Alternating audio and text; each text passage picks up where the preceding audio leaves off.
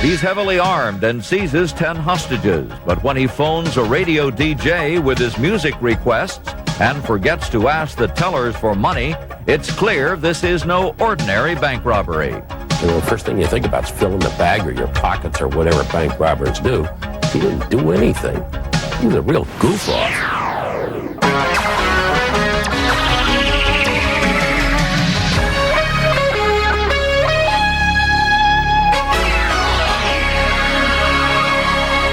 Also ahead, one of the most celebrated romances in American history. Our second story takes place on October 6, 1975. A 23-year-old man decides life should imitate the popular movie he saw a week ago. So even though there's an autumn chill in the air, today will be a dog day afternoon in downtown New York City.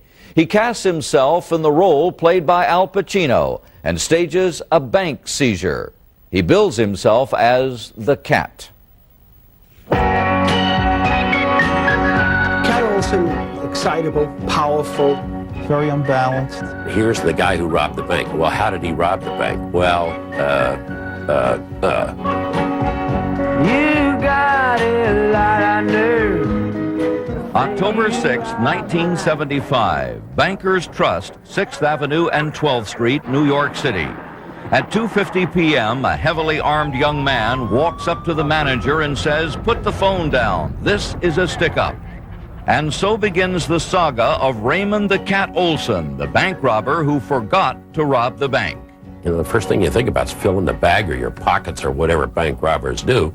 He didn't do anything. He was a real goof-off. Money seems secondary to Olson. He wants to be a media star. First, he calls a local radio station. He identifies himself as a bank robber holding 10 hostages. He then places a request to hear the Grateful Dead and Bob Dylan. DJ Scott Muni immediately puts him on the air. I know her having a problem right now. Yeah, it's kind of a drag, you know. But like I've gone this far, and here I am. Like I can't get out. After talking to him, I was firmly convinced that he was not your normal violent criminal, that he wasn't that type of person, that he was really a lost soul. Hostage Larry Haber has a different first impression.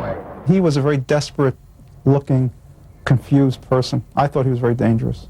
He makes demands. He wants $6 million in gold, wants an airplane, and a Japanese girl who was with Patty Hearst released from jail. Do you know Patty Hearst personally? No, I don't know her personally. It just popped into my head. That's like, I guess, almost as good as rap as any.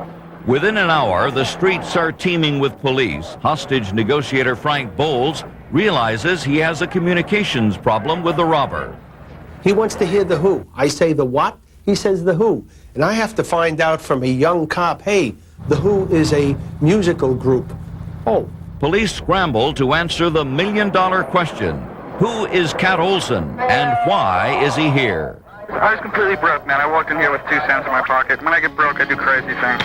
Now I know you're dissatisfied with your position.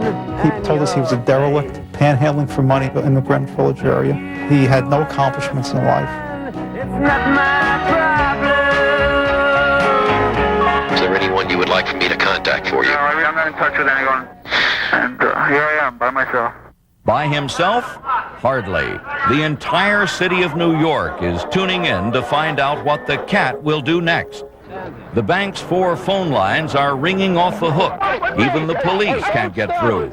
It creates a problem for us because we lose contact with him. Hold on 1 second, Scott. Yeah. Hey, I'm talking to somebody. At this point, Muni has an idea. He finds one person Cat can trust. His old girlfriend. Her name? What else? Mouse? Can you speak up, Mouse? I'm pretty involved here. I think I'll probably blow my brains out. Hey, Cat. Yeah. Don't do that.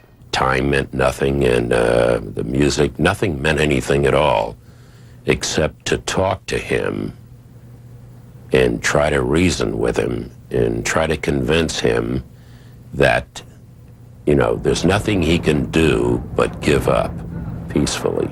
Olson bargains for the hostages' release. By 10 o'clock, all but 3 of the hostages are set free.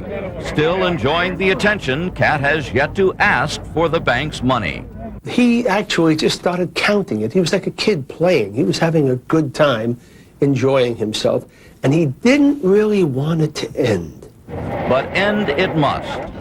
There's no way out. For him, there's no way out. Nobody wants to shoot you, and you don't want to shoot anybody else. If I had to, I would. If it was them or me, I would do them. Suddenly, at 11:30 p.m., he changes his mind. He said, I'm not going to kill any of you. They're not going to take me alive. I'm not going to Rikers Island. I'd rather end it right here. He had put the gun in his mouth, pulled the hammer back, waited a few seconds, put it down, put it back in again, pulled the hammer back, waited a few seconds, put it down, and he just said to the hostages, you guys want to go home? And they said, yeah. And he then surrendered, and it was all over. And I could say it's over. Thank God it's over. For 9 hours on October 6, 1975, Olson played cat and mouse with an entire city. He never did get any money, but he did get what he wanted. Raymond the Cat Olson got noticed. Thank you. See you later. Well, Cat Olson was convicted of kidnapping in the first degree and spent 4 years in prison. Scott Muni is still a disc jockey on the New York radio station WNEW-FM. After the holdup, Larry Haber got out of the banking business. He now works for a company that finances movies. And Frank Bolz became a world-renowned expert on hostage negotiating.